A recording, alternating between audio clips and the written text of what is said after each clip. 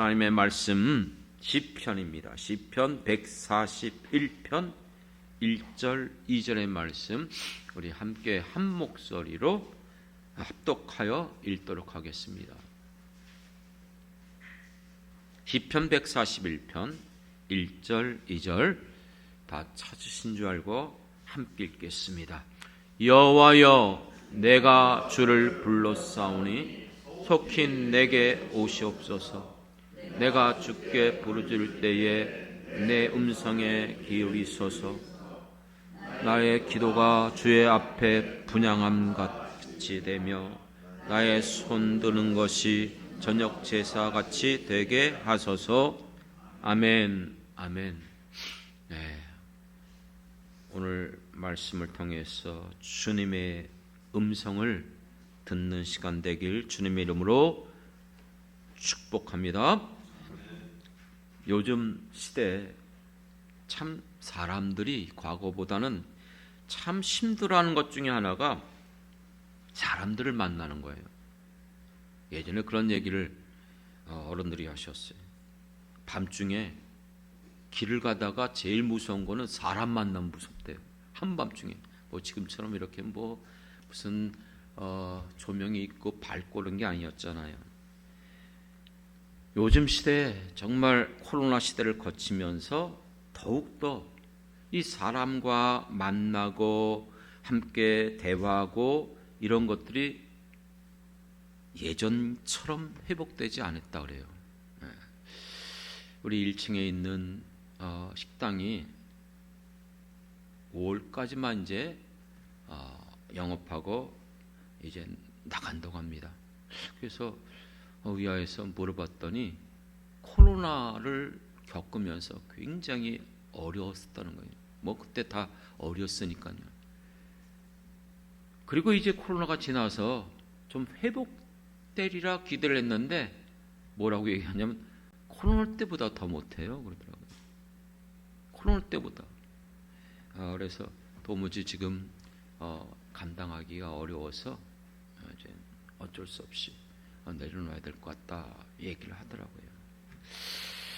그거는 뭐 그 1층에 있는 식당만이 아닌 것 같아요. 주변에 있는 분들 얘기 들어봐도 마찬가지고 심지어는 교회들조차도 코로나 이전처럼 회복되지 못하고 있다는 거예요.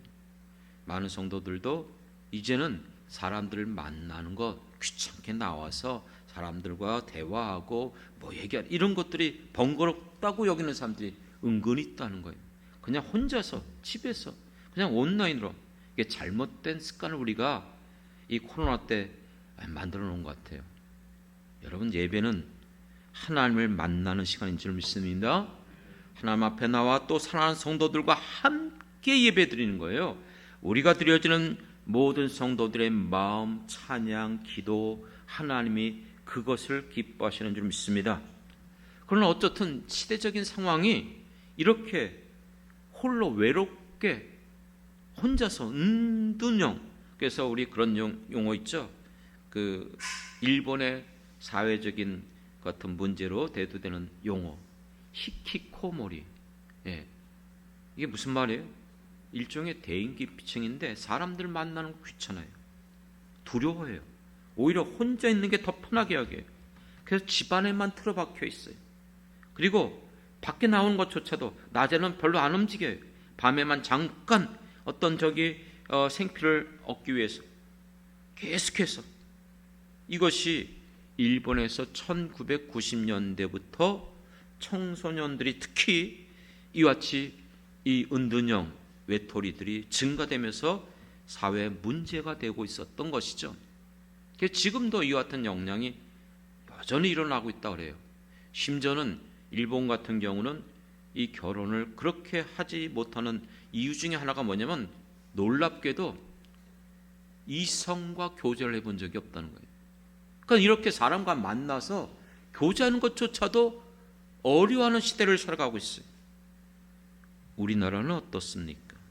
우리나라도 어느 때부터인가 이와 같은 은둔형 외톨이가 많아지고 있어요.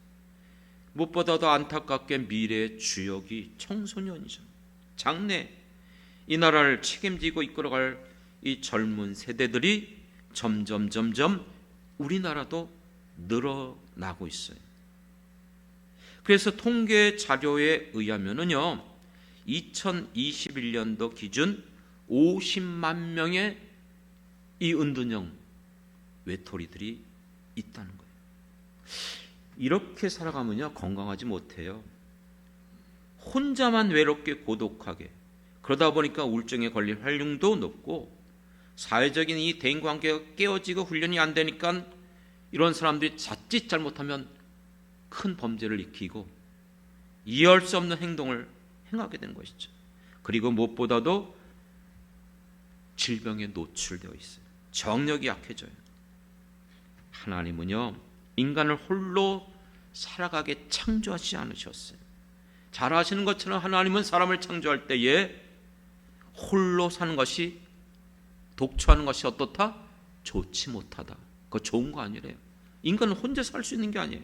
그래서 남자와 여자를 만드시고 둘이 함께 살아가도록 결혼을 허락해 주셨고, 또 결혼을 통해서 가정을 만드심으로 말미암아 그 가정 안에서 부모와 자녀가 형제간에 더불어 함께 살아가도록 창조하여 주신 줄 믿습니다. 그렇기 때문에 그런 얘기 흔히 듣잖아요. 사람이 나이가 들어갈수록 거동하기가 어렵고 여러 가지가 제약받지만 건강한 노후 생활을 하기 위해서는 가급적이면 사람들을 만나야 된대요. 같은 모임을 가져야 된다는 거예요. 계속해서 그런 교제를 하는 사람들이 대부분 건강하대요. 가정도 마찬가지잖아요. 이제 가정의 달 5월달 마지막 주를 지금 보내고 있습니다. 건강한 가정이 되기 위해서는요, 부부간에도 대화가 단절되면 안 돼요. 항상 교제를 해야 돼요. 우리가 점점 대화가 사라지고 없어지고 있지만 그래도 노력해야 돼요. 부모와 자식 간에도 너무나 세대차가 크지만 말해도 이게 말이 통하지 않는다 할지라도 우리는 서로 존중하고 대화하는 것을 노력해야 될 줄 믿습니다. 그렇게 될 때에 그런 가정일수록 화목하고 행복도가 높아진다고 합니다. 심지어는 이런 연구 발표도 있었어요. 치매 환자가 하루에 10분만이라도 대화를 하면 심리적인 불안감도 호전이 되어지고 신경정신과 상태도 호전이 된다. 왜냐하면 치매 걸리면 사람과 대화가 안 돼요. 또 가족들도 대화를 해도 이게 말이 안 통하니까, 그래서 더 대화가 안 된다는 거예요. 그런데 그렇게 되면 더 악화된대요. 치매 환자라 할지라도 어떻게든지 받아들이고 이해 안 되고 이상한 말을 해도 자꾸 대화를 하는 거예요. 그러면 그 같은 상태가 심리적 불안감이 호전되어지고 더 상태가 나아질 수 있다고 얘기합니다. 우리의 신앙생활은 어떻죠? 우리 신앙생활도요, 혼자만 홀로 신앙생활하는 신앙생활은 그건 신앙생활이 아니에요. 대표적으로 요한일서에서 보면 사도 바울이 우리들에게 주신 말씀, 요한일서를 기록한 목적도 거기에 나와 있어요. 이것이 요한일서의 요절인데 요한일서 1장 3절부터 4절, 우리가 보고 들은 것을 너희에게 전한다. 뭐죠? 전하는 그 목적이 뭐예요? 너희로 우리와 무엇이 있길 원한다? 사귐이 있길 원한다. 그렇습니다. 사랑하는 성도들과 죄종과 또 성도 간에 이와 같은 사귐이 있어야 되는데, 이와 같은 사귐은 분명히 우리가 알아야 될 것은 우리의 사귐은 아버지와 그 아들 예수 그리스도와 더불어 사귐이라. 할렐루야. 믿습니까? 우리가 이곳에 나와서 함께 이와 같은 교제를 하는 것은 단순한 인간적인 교제가 아니라 하나님 아버지와 그 아들 예수 그리스도 안에서 더불어 교제하고 있는 바로 사귐인 줄 믿습니다. 그렇게 될 때 분명히 이렇게 말했어요. 이 요한일서를 쓴 목적이 이렇게 말합니다. 4절, 우리가 이것을 쓰면, 이것을 기록한 것은 우리의 기쁨이 충만하게 하려 함이라. 할렐루야. 그러므로 여러분, 만나면 만날수록 귀찮고 머리 아프고 골치 아픈 게 아니라 우리 만나면 만날수록 서로 사랑하고 아끼고 또한 더욱더 그 안에 기쁨이 충만한 것이 우리를 불러주신 목적인 줄 믿습니다. 그런데 문제는 뭐예요? 이런 은혜, 풍성한 이 축복을 허락해 주셨는데 여전히, 죄송해요 이런 말 써서, 영적 거지처럼 살아가는 사람들이 있어요. 모든 것을 주셨는데 이 모든 것들을 누릴 수 있는 이 축복을 하나님이 허락해 주신 거예요. 그런데 하나도 누리지 못해요. 자주 얘기했잖아요. 전 그때 정말 그게 제가 어렸을 때, 학생 때 같아요. 목사님이 그런 해 토픽을 이렇게 설교하면서 간증하는데 미국의 어떤 노파가 굶어 죽었다는 거예요. 굶주려 죽었다는 거예요. 그런데 놀랍게도 그 유품을 정리하다 보니까 그 침대 밑에 엄청난 돈이 깔려 있었던 거예요. 그렇게 많은 돈이 있으면 뭐예요? 쓰지도 못하고 먹지도 못하고. 이것처럼 여러분, 불쌍한 인생이 어디 있습니까? 오늘 우리들에게 있어서 하나님은 우리의 아버지가 되어주시는 줄 믿습니다. 우리에게 풍성한 모든 것 공급하시는 이가 하나님이신 줄 믿습니다. 어떤 것도 하나님이 주시지 않는 게 없어요. 그래서 오늘 찬양한 것도 내가 누렸던 모든 것들, 내가 어린 시절 지금까지 걸어온 모든 것, 그 어떤 것도 하나님의 은혜가 아닌 것이 없음을 믿습니다. 그런데 어떻게 살고 있어요? 예수님 이 땅에 오셔서 왜 민망히 여기고 불쌍히 여겼습니까? 하나님의 백성들을 보니까 하나님이 그들의 아버지고 그들의 주인인데도 불구하고 그들은 목자 없는 양과 같이 유리하고 있어요. 갈 바를 알지 못하고 있어요. 그것을 보고 민망히 여기시고 불쌍히 여겨주신 줄 믿습니다. 그렇기 때문에 우리가 이 밤기도의 시간 지금 로마서를 살펴보고 있는데 사도 바울이 왜 그토록 로마를 가길 원했었죠? 사도행전에서 마지막 결론이 뭐예요? 그 모든 어려움과 핍박과 역경 속에서도 그는 결국은 로마 가지 않습니까? 왜 그렇게 로마 가길 원했습니까? 로마서를 읽어보면 그렇게 분명히 말씀합니다. 내가 여러 번 당신들을 만나길 원했고, 내가 당신들을 만나길 원했던 이유는 예수 그리스도 안에서 이 신령한 은사를 나눠주기 원합니다. 예수를 믿는 우리들에게 신령한 은사, 신비롭고 그런 거 아니에요. 은사는 뭐예요? 다른 말로 표현하면 선물. 예수 그리스도를 믿는 우리들에게 주시는 그 놀라운 선물들이 있어요. 그런데 우리는 지금 예수님을 믿으면서 하나님을 아버지라고 여기면서 이 놀라운 은혜를 왜 누리지 못합니까? 그 생각을 해봤어요. 사람들이요, 직장에서 어디 출장을 가거나 어딜 가는데 만일 사장님하고 같이 대동하며 간다면 편할까요? 불편할까요? 상당히 불편할 거예요. 그렇죠? 신경 쓰이잖아요. 아니, 말 그대로 무슨 고위직, 어떤 무슨 대통령 내가 만나게 됐어요. 그러면 여러분, 내가 말하는 거를 편하게 친구들 대하는 것처럼 말할 수가 없잖아요. 행동하는 모든 게, 앉는 것도 내가 앉아야 되나? 지금 어떻게 해야 되나? 이거 굉장히 불편할 거예요. 심지어는요, 우리 성도들 가운데서도, 교회 다니는 분들 중에서도 아주 큰 교회 유명한 목사님들을 성도들이 만나면 상당히 기뻐하지를 못하더라고요. 불편하더라고요. 어쩔 줄 몰라 하더라고요. 그 같은 존경하는 목사님과 함께 여행을 간다면 어떨 것 같아요? 제가 그런 경험을 해봤거든요. 그래서 다 교육자들하고 같이 갔는데 멀찍이 떨어졌어요. 목사님하고 같이 안 가요. 멀찍이 떨어져 뒤쪽에 와요. 앉아도 목사님 옆에 안 앉아요. 그러니까 목사님도 멋졌고, 이건 왜 여행 가는 거예요? 왜 같이 만난 거예요? 왜 같이 식사하는 거예요? 근데 왜 그래? 왜? 불편한 거예요. 그렇죠? 이거 괜히 했다가 실수하는 게 아닌가? 말 잘못했다가 이 같은 믿음의 그 모든 게 다 뽀록 나는 게 아닌가? 이런 얘기를 생각을 하는 것 같아요.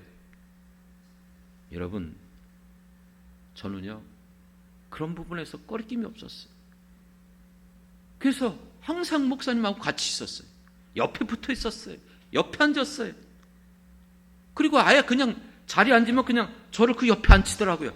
그 옆에 자리를 자기들이 안 앉고. 그리고 뭐라 하냐, 나중에는 목사님 오셔서 너무 감사하다. 왜요? 그랬더니 목사님 계셔갖고요 굉장히 분위기가 좋고요, 얼마나 이게 꺾을스러웠던 것 같아요. 뭐 하려고 얘기한지 아십니까? 여러분에게 있어서 하나님은 어떤 분이에요? 언제든지 얼마든지 이 하나님 만나는 것을 기뻐하고 즐거워하고 감사하고 어느 때든지 어떤 상황 속에서든지 정말 하나님 만나고 계십니까? 그분의 음성을 듣고 계십니까? 여러분 기억하십시오. 주님은 우리를 향한 어떤 마음인 줄 아십니까? 하나님께서 우리를 향해서 언제든지 마음을 열어놓고 계시는 줄 믿습니다. 이사야서 1장에 알잖아요. 오라, 우리가 서로 변론하다. 너희 죄가 아무리 불고 있다 할지라도 나와 같이 와서 교제하고 너희들이 얘기만 하면 내가 어떤 죄를 할지라도 다 용서해 줄게. 얼마든지 깨끗게 해줄게. 우리는 그렇게 못하는 어리석음이 있어요.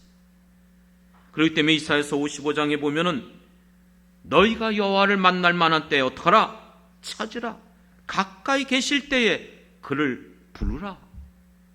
우리는 언제든지 어떤 상황 속에서든지 우리에게 준 축복이에요. 지금도 요한계시록에서 보여주고 있는 것처럼 예수님께서는 문 밖에 서서 뭐하고 있어요? 문을 두드리고 있는 거예요. 그러므로 문을 열기만 하면 언제든지 우리 안에 들어와서 우리와 뭐 하는 거예요? 교제하기를 원하시는 것이 바로 우리 주님이시며 하나님이신 줄 믿습니다. 그렇습니다. 이것이 하나님의 마음이에요. 그런데 우리는 왜 그렇게 살지 못할까요? 물론 우리의 환경과 여건이 너무나 분주해요. 바빠요. 정신없어요. 그리고 여러 가지 많은 염려, 근심, 걱정들이 우리 안에 산적돼 있어요. 물질의 문제, 가정의 문제, 직장의 문제, 질고의 문제, 사랑과의 문제, 정말 이 땅을 살아가면서 끊임없이 그러다 보니까 점점 우리도 지치고 곤고하고 우리의 이 연약함 속에서 우리는 정말 낭망하고 염려하고 있는 것이죠. 그러므로 사랑하는 성도 여러분, 정말로 이와 같은 상태가 우리가 피할 수 없는 여러분의 상태라면 더욱더 여러분들은 주님의 음성을 듣는 성도들이 되길 주님의 이름으로 부탁드립니다. 그렇기 때문에 오늘 본문을 보십시오. 우리가 읽은 본문 시편 141편에 보면은 이 시편 기자가 어떤 상태냐면 우리가 다 읽지 못했어요. 그런데 그 4절 이후부터 보면은요, 상황이 굉장히 안 좋아요. 대적자들이 있고 지금 재판 속에서 어찌할 뻔 모르면 자기를 공격하고 모함하고 있고, 또 지금 내 육체적인 모든 상황이 흙이 부서지는 것처럼 지금만 서울로 내려가고 있고, 이 모든 상황들이 하나도 편한 게 없어요. 이거 뭐 어떻게 지금 소망 가질 상황이 없는 거예요. 이런 상황 속에서 그는 어떻게 반응하고 있죠? 이것이 누구의 시라고 기록되어 있습니까? 여러분이 갖고 있는 성경에 보면 친절하게도 141편 위에 보면 뭐라고 그러죠? 다윗의 시. 여러분, 다윗이 얼마나 정말로 광야 생활 가운데 그처럼 역경과 고난 속에서 젊은 시절 다 보냈잖아요. 그럼에도 불구하고 그는 지금 어떻게 하고 있습니까? 내가 해결할 수 없는 상황, 내가 이 문제를 정말 벗어날 수 없는 상황, 어쩔 바 모르는 상황 속에서 그는 하나님께 나가 주를 불렀다고 말씀하고 있습니다. 주님을 요청하고 주님을 만나길 원하고 있습니다. 주여, 내 음성의 귀를 기울이소서. 그러면서 2절이 중요해요. 나의 기도가 주의 앞에 뭐한 것 같다? 분향함과 같이. 분향함이 뭐예요? 분향이라는 것은 향단. 여러분들이 기억하십시오. 우리가 성소를 생각해 보면 하나님께서 모세를 통해서 이 성막들을 만드셨어요. 성막 안에 들어가 보면 은밀한 장소 성소가 있어요. 성소의 문을 열고 들어가면 기구가 3개가 있죠. 뭐죠? 떡상, 그리고요 등대, 그리고요 향단이 있습니다. 이거 굉장히 중요한 거예요. 우리가 하나님을 만나길 원한다면, 하나님과 교제하길 원한다면, 그 주님의 음성을 듣기를 원한다면 이 3가지의 이 모형을 통해서 우리에게 은혜 내려주시는 줄 믿습니다. 여러분, 떡상은 뭐예요? 제사장들이 그 성소 안에 들어가서 일할 때마다 그 안에 떡상에 올려진 12개의 떡이 있어요. 이스라엘 백성들의 헌신의 떡이라고 할 수 있는 그 떡 12개의 떡을 먹고 그것으로 힘을 얻고 일하는 거예요. 오늘 그 떡은 뭐죠? 예수님께서 분명하게 말씀해 주셨어요. 사람들이 굶주려 죽어가고 있을 때, 허기져서 어쩔 바 모르고 있을 때에 예수님께서 그들 가운데 오병이의 역사를 일으켜 주신 줄 믿습니다. 하지만 예수님의 목적은 그 육신의 떡이 아니었어요. 그들에게 생명의 말씀을 전했어요. 나는 하늘로부터 내려온 생명의 떡이라. 내 떡을 먹고 마시는 자에게는, 그렇게 얘기할 때 사람들은 이해할 수가 없었어요. 어떻게 인간이 사람을 먹어? 어렵다 하면서 다 어떻게 했죠? 떠나갔어요. 그럴 때 예수님께서 제자들 향해서 너희도 떠나가려 하느냐? 그럴 때 베드로가 뭐라고 말씀했습니까? 주여, 생명의 말씀이 주께 있사오니 우리가 누구에게로 가오리까? 믿습니까? 그러므로 우리가 하나님과 교제하고 금성을 듣기를 원한다면 우리에게 주신 생명의 이 떡, 하나님의 말씀, 여러분들이 날마다 그 말씀을 붙잡고 나갈 때에, 오늘도 이 예배를 통해서 그 말씀이 들려질 때에 그 말씀을 붙잡음으로 그 말씀이 여러분에게 하나님의 음성이 될 줄 믿습니다. 두 번째는요, 여러분, 등대예요. 등대는 뭡니까? 어둠이 가득한 성소 안에는 창문 하나도 없어요. 텐트라고 하지만 2중 3중으로 이것을 했기 때문에 햇빛이 완전히 차단되어 있어요. 외부로부터 어떤 것도 공격당하지 않아요. 그런데 너무 어둡기 때문에 이곳에서 어디가 언제인지 알 수가 없어요. 유일한 빛이 뭐예요? 등대예요, 등대. 그렇습니다. 이 빛만이 그 모든 것들을 밝혀줄 수 있어요. 그렇습니다. 그렇기 때문에 예수님은 이 땅에 오신 바로 생명의 빛인 줄 믿습니다. 우리의 갈 바를 알지 못할 때에 참된 빛, 생명의 빛, 그 빛을 우리에게 비춰주시는 거예요.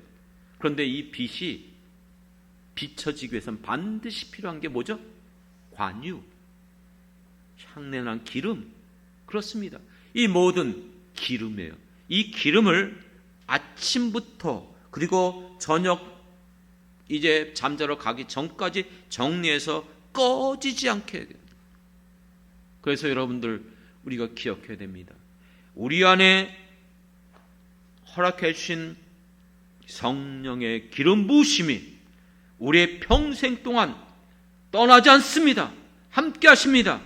문제는 여러분들이 성령을 받았음에도 불구하고 성령을 따라 살지 않고 육체를 따라 살아갈 때에 우리는 성령의 음성을 듣기가 어려운 거예요. 생명의 말씀을 들어도 그 말씀을 깨닫지 못해요.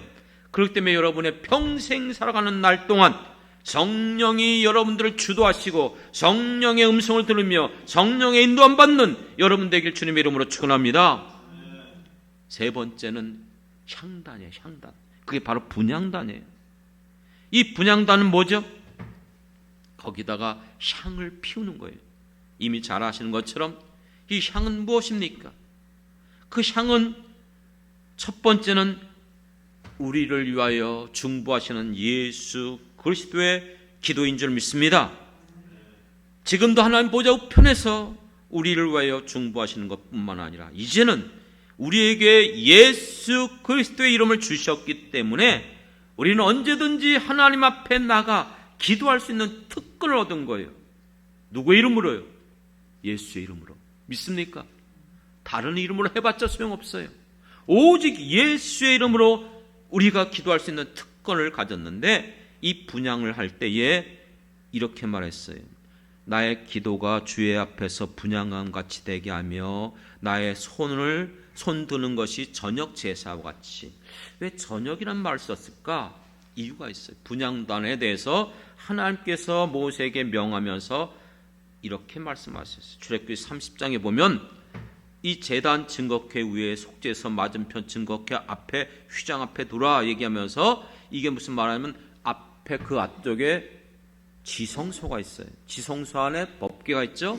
그리고 그 안에 또 막이 쳐져 있어요. 이 휘장이 쳐져 있는 휘장 앞에 세 가지 기구예요. 그게 아까 말한 뭐예요? 떡상, 그 다음에요 등대, 그리고요 이 분향하는 창단이에요. 그런데 이렇게 말했어요.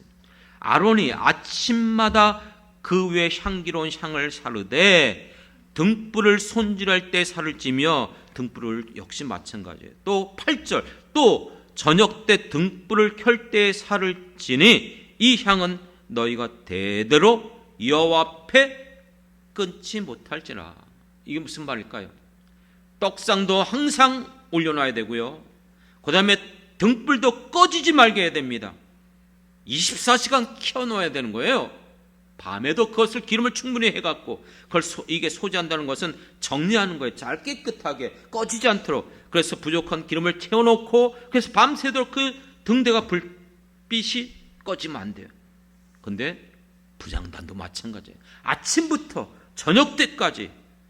여러분, 그렇기 때문에 이 말의 의미는 여러분들이 살아 생애 가운데 언제나 무슨 일을 하든지 어떤 일이 우리에게 주어지든지, 시편 141편에 이 모든 역경과 고난과 모든 대적자들의 방해와 해방, 권고함, 그 어떤 일이 우리에게 주어진다 할지라도 우리는 언제든지 하나님의 말씀을 붙잡아야 될 줄 믿습니다. 언제든지 여러분들은 이 성령의 인도함 받으며 나가길 원합니다. 언제든지 아침부터 저녁 때까지 이 향을 피우는 것처럼 여러분들은 기도를 놓쳐서는 안 된다는 뜻이에요. 그렇습니다. 우리는 너무나 지금까지 오해하고 착각했어요. 내가 하나님 앞에 나와서 예배 드릴 때만, 이때만 하나님 만나는 시간, 이때만 하나님 말씀 듣는 시간, 이때만 기도하는 시간. 아니요. 정말 여러분들 주님과 함께 행복한 우리의 인생을 걸어가기 원한다면 생각해 보십시오. 아까 시작하면서 얘기했던 것처럼 가족 간에도 화목하고 행복한 가정을 이루기 위해서는 대화가 된절되면 안 돼요. 끊임없이 아침에 일어나서 또 밥을 먹으면서 직장에 나가서 떨어져 있어도 한 번은, 여러분 집에도 한 번 전화해 봐야 되지 않아요? 그렇죠? 전화를 해보는 거예요. 잘 지내? 밥 먹었어? 그렇죠? 뭐 먹었어? 저도 가끔씩 이제 교회에서 아내한테 전화를 해요. 점심때 식사했어요? 밥 먹었어요? 먹었대요. 그럼 내가 꼭 물어봐요. 뭐 먹었어요? 그러면 아이, 그런 걸 왜 자꾸 물어보네요. 뻔하거든요. 먹었다는 게 계란 하나에다가 고구마에다가 뭐 이걸 제대로 안 먹으니까는 그렇게 하지 말고 좀 제발 좀 잘 먹으라고요. 그렇죠? 그렇게 해서 자꾸 물어보는 거예요. 여러분, 우리가 이 같은 대화를 왜 많이 해야 된다는 거예요. 그렇게 해야 서로를 이해하고 서로의 관계가 서먹해지지 않아요. 친구도 마찬가지예요. 계속해서 만나고 계속해서. 지난주에도 초등학교 때부터 같은 교회를 다녔던 우리 친구 동창이 있어요. 그래서 그 친구가 꿈에 나왔더라고요. 그래서 내가 전화를 했죠. 원태야 잘 있냐? 그랬더니 잘 있어. 너도 잘 있냐? 나도 건강해. 그러면서 애들 물어봤고, 두 자녀 어떠냐? 애들 아직도 결혼 안 했어. 그리고 갖고 자기들 이제 서울에 가갖고 이제 그냥 저기 산대요. 또 아내는 어때? 그 눈이 안 좋다고 그러는데, 이러면서 하는 거예요. 그러니까 끝나기 전에 우리 또 친구가 물어, 야, 또 조만간에 한번 또 보자. 그렇죠? 그래서 또 보게 되는 거예요. 만나게 되는 거예요. 왜 이런 얘기를 하는 거예요? 우리가 주님을 만나는 것도 마찬가지란 말이에요. 하나님 마음이 어떻죠? 하나님은 우리를 늘 만나기 원하세요. 주님은 우리를 항상 그리워해요. 자기를 찾아오는 것을 그렇게 기뻐해요. 그런데 우리는요, 너무 이런 부분에 우리가 지금 삭막해지고 있는 건 아닌가? 예전에 제가 수방사에서 민간인 군목과 거기 군목들 프리세트 가르칠 때에 그 민간인 군목 중에 한 분이 그랬어요. 아들이 결혼했는데 결혼해봤자 소용없대요. 그래서 아, 왜요? 그랬더니 그 옆에 사는데 그 옆에 살면서 지나가는데도 자기한테 들어와 보지도 않고 지나간다는 거. 어떻게 그럴 수 있냐고 그랬더니 그 사람 결혼하면 다 그래요. 그랬더니 그래갖고 또 어떤 때 전화를 한다는 거예요. 그러면 왜 전화했었어요? 그런다는 거예요. 여러분, 우리가 만남의 시간이 이게 정말 그게 부모의 마음이에요. 하나님은 언제든지 여러분들을 만나는 것을 마음 열고 기다리고 계시는지를 믿습니다. 제가요, 근간에 이제 동암역에 있는 그 치과를 이제 치료하러 가는데 얘기해 드렸잖아요. 주차할 곳이 동암 장로교, 저희 부모님과 우리 친척이 세운 교회인데 거기 주차장에다가 이제 주차를 하고 이제 가거든요. 그러니까 교회니까 이제 경관에 쑥 들어가다 보니까 주보가 있더라고요. 그 주보가 있는데 주보를 목회자니까 펼쳐봤죠. 그랬더니 그 주보에 설교 제목이 있더라고요. 그 설교 제목이 뭐냐면 두 팔을 벌리시고 기다리시는 하나님 아버지, 이렇게 있더라고요. 탕자의 비유를 그 설교 제목을 그렇게 썼어요. 괜찮다, 멋지다. 하나님은 지금도 두 팔을 벌리시고 우리를 기다리고 계시는 것을 여러분들이 깨닫길 원합니다. 사랑하는 성도 여러분, 그렇기 때문에 여러분의 모든 삶 가운데 하나님을 만나는 시간만큼은 놓치지 않길 원합니다. 왜요? 그때가 내가 하나님의 음성을 듣는 시간이에요. 가장 전통적으로 그것이 언제죠? 예배 시간. 예배는 누굴 만나는 곳이죠? 하나님 만나는 시간입니다. 그렇습니다.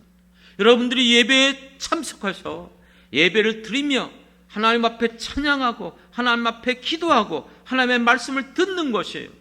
그것이 바로 우리의 신앙생활의 핵심 아닙니까? 오늘도 이 시간 하나님 앞에 나와서 예배 드리면서 그의 말씀, 그의 음성에 귀를 기울이고, 그리고 여러분들이 가지고 있는 그 모든 문제들을 하나님 앞에 낱낱이 꺼리낌 염려하지 말고 기도하고 구하는 것이 우리의 이 축복된 예배 시간인 줄 믿습니다. 그렇기 때문에 에레미야 13장 15절에 보면 너희는 들을지어다, 귀를 기울일지어다, 교만하지 말지어다, 여호와께서 말씀하셨음이라. 무슨 말입니까? 에레미야 선지자를 통해서 하나님의 말씀이 그들에게 전해질 때에 그들은 귀를 기울였습니까? 그들은 정말로 그 말씀을 받아들였습니까? 그들이 교만하여 듣지 않았다는 것이에요. 받지 않았다는 것이에요.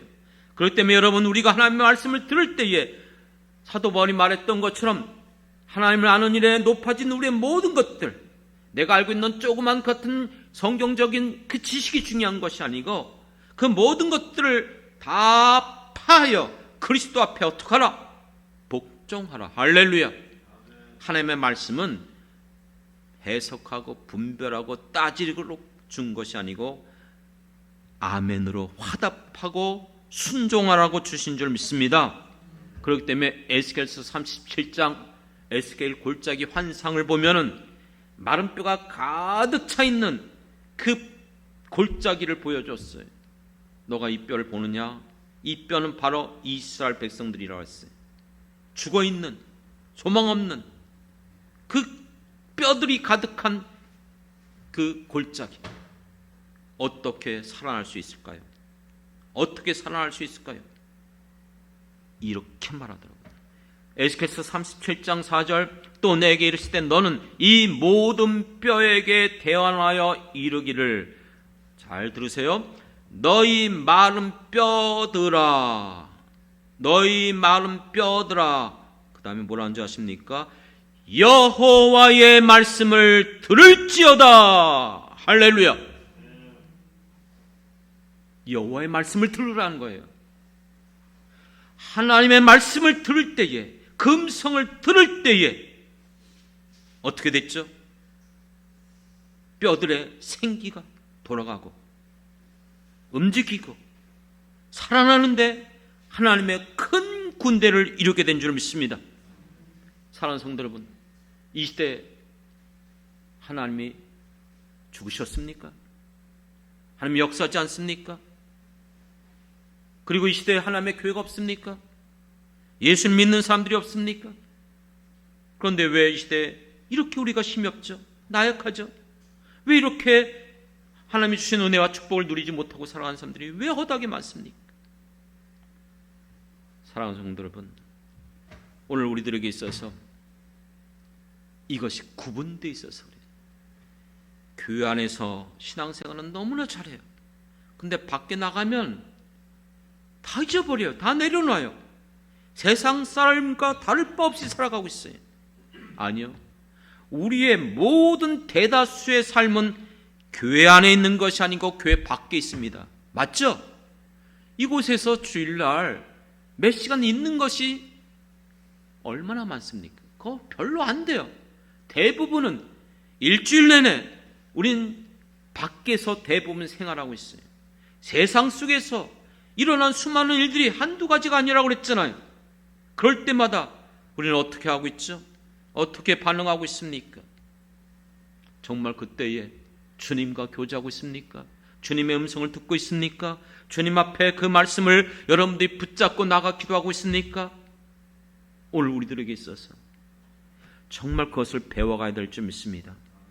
오늘 이 시편 141편을 기록한 다윗도 초기에는 광야로 도망칠 때에 육신적으로 반응했어요. 인간의 방법을 터득했어요. 그리고 그 모든 일에 자기의 경험을 의지했어요. 자기의 능력을 가지고 해봤어요.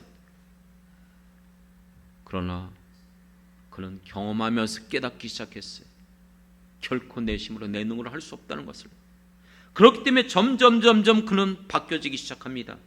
어떤 문제가 일어날 때마다, 어떤 상황이 주어질 때마다 먼저 하나님 앞에 물어보는 거예요. 하나님 앞에 구하는 거예요. 하나님 앞에 맡기는 거예요. 하나님의 인도함을 구하는 거예요. 그럴 때에 그는 경험하기 시작했어요. 그것이 수많은 시편에 기록되어 있는 거예요. 여호와는 나의 힘이시라, 나의 도움이시라. 내가 누구를 두려워하려, 내가 누구를 무서워하려. 여호와는 나의 힘이시며 산성이시며 피난처가 되시며 나의 요새시라. 그 수많은 시편, 이 다윗의 고백들을 보면은 단번에 된 것이 아닌 것을 알 수가 있어요. 믿음의 조상 아브라함도 마찬가지잖아요. 100세가 돼서 그는 비로소 하나님 앞에 그 믿음을 인정받았어요. 그 과정까지 얼마나 많은 역경과 고난 속에서 흔들리고 인간의 방법을 취하고 거짓말도 취하고 하갈도 취하고 그래요. 그렇기 때문에 여러분, 우리도 배워가야 될 줄 믿습니다. 사랑하는 성도 여러분, 어떻게 배워가는지 아십니까? 여러분들이 세상 속에서, 일상생활 속에서 또 한 주간 살아가면서 그렇기 때문에 여러분들이 그것을 터득해 가야 돼요. 배워가야 돼요. 훈련돼야 돼요. 정말 무슨 일 하든지 물어보세요. 성령의 인도함 받으세요. 하나님 말씀을 생각나게 하세요. 하나님이 내게 지금 어떻게 말씀하는가? 예수님은 어떻게 했을까? 지금 하나님 말씀에 어떻게 기록되어 있지? 여러분, 이것을 끊임없이 반복하시길 바랍니다. 믿습니까? 저는 분명히 들었어요. 분명히 말씀하셨어요. 내가 너에게 말한다 할지라도 너희가 듣지 않았다는 거예요. 받지 않았다는 거예요. 말씀해 주시는데 듣지 않아요. 받지 않아요. 그러면 아무런 역사가 일어나지 않아요. 여러분들에게도 하나님께서 말씀하세요.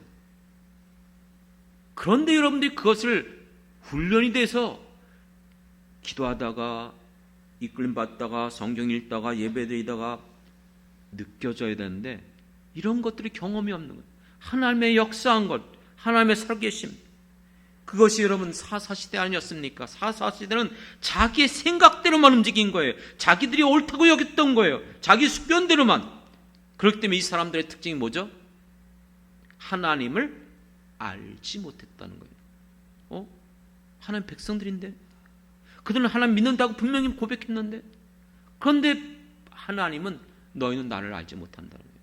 그리고 하나님이 행한 일도 알지 못했다는 거예요.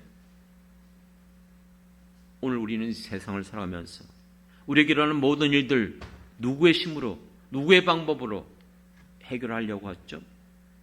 물론 그것이 나쁘다는 게 아니에요. 여러분 언제나 강조했잖아요.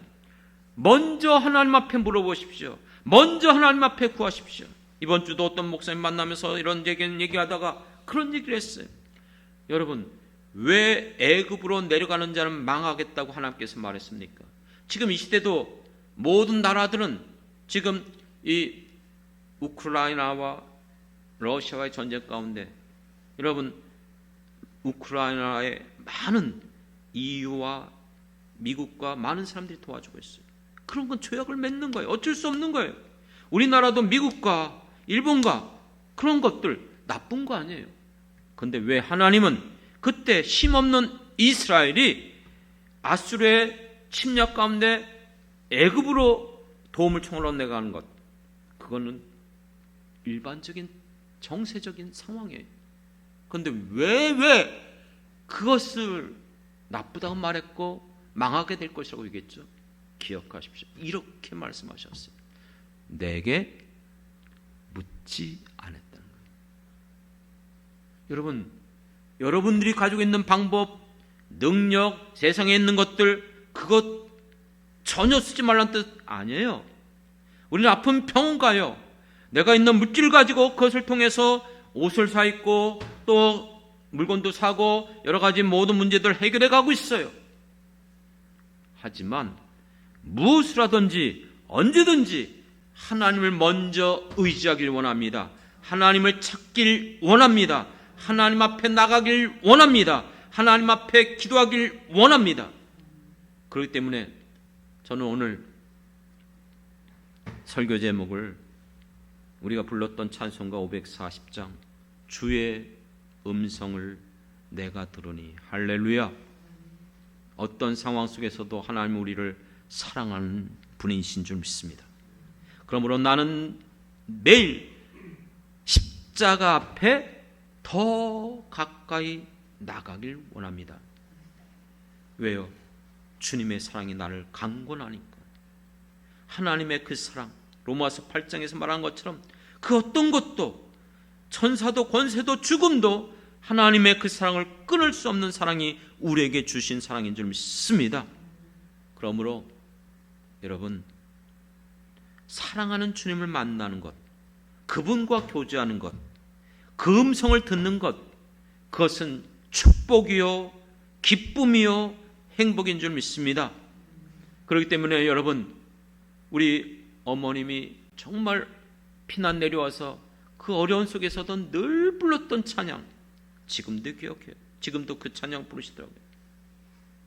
내 영혼이 은총 입어 중한제짐 벗고보니 초막이나 궁궐이나 그 어디나 하늘나라. 할렐루야. 그렇기 때문에 그 찬양의 후렴이 할렐루야 찬양하세. 내 모든 죄 사함 받고 주 예수와 동행하니. 주님과 동행하는 그것이 어떤 곳이든 그것이 바로 하늘나라인 줄 믿습니다. 그렇기 때문에 사랑하는 성도 여러분, 여러분이 정말 이것을 누리는, 이것이 여러분의 것이 되길 원합니다. 주님과 함께 여러분의 인생 가운데 날마다 언제든지 무슨 일이 우리에게 일어난다 할지라도 주의 손에 이끌려 그 생명길로 가면서 한 걸음 한 걸음 주님과 함께 날마다 걸어가는 저와 여러분이 되길 주님의 이름으로 축원합니다. 기도하겠습니다. 하나님, 우리에게 주신 이 은혜 정말 누릴 수 있는 모든 성도들 되길 원합니다. 이 세상을 살아가면서 정말로 생각지 않은 많은 일들, 우한, 질고, 역경, 고난, 정말로 많은 일들이 끊임없이 지금도 일어나고 있는데 이와 같은 속에서 낙심하고 도류하고 어쩔 바 모르고 숨어있고 있는 우리가 되지 않게 도와주옵소서. 우리도 지금도 우리를 두 팔을 벌리시고 우리를 기다리고 계시는 하나님 앞에 달려갈 수 있게 도와주시옵소서. 그 사랑하는 주님의 음성을 듣길 원합니다. 예배 가운데 그 음성을 듣게 하여 주옵소서. 기도할 때에 주님의 그 음성을 듣게 하여 주옵소서. 말씀을 읽을 때에 듣게 하여 주옵소서. 내가 무슨 일을 행하든지 성령님 역사하여 주시옵소서. 그러므로 날마다 한 걸음 한 걸음 주님과 함께 걸어가는 복된 성도들 되게 하여 주실 줄 믿습니다. 감사드리며 예수님의 이름으로 기도드렸습니다. 아멘. 아멘.